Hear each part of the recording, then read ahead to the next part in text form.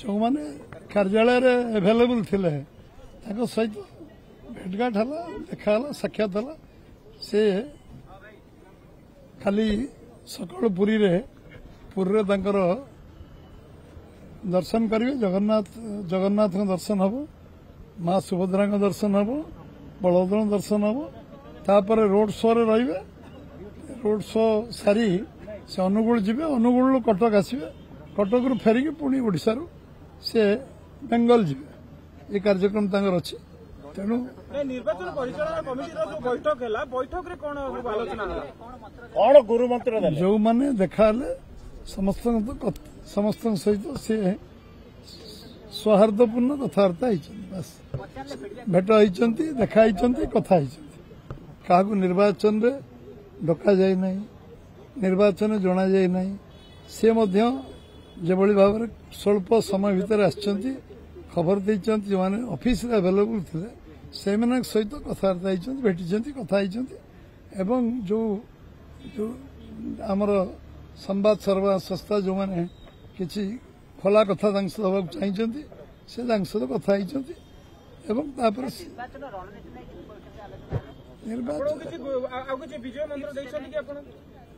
निर्वाचन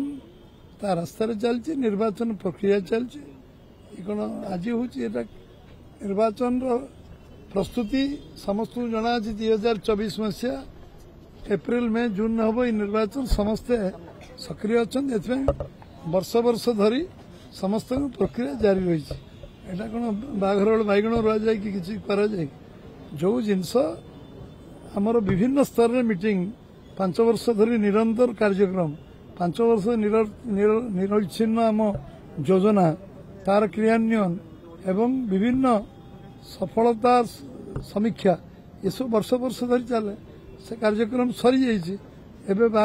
गोटे phase election सरी ओडिशा रे 4टा पार्लियामेंट 28 विधानसभा काली पुणी 5टा पार्लियामेंट और 35टा विधानसभा निर्वाचन अच्छी पुणी 25 तारीख दिन 42टा विधानसभा 6टा पार्लियामेंट इलेक्शन अच्छी एवं ये प्रस्तुति पर्व शेष पर्यायर पहुंची सारी गोटे पर्याय सरी गोटे पर्याय सर जाऊँगी काली आउ 2टी पर्याय जो अच्छी तार समस्त प्रक्रिया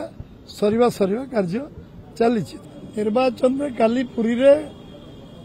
से रोड शो करेंगे एवं अनुगुल सभा करेंगे कटक सभा करेंगे से विस्तृत भाव में आपण संवाद सर्वाह को पब्लिकली मेसेज देवे जो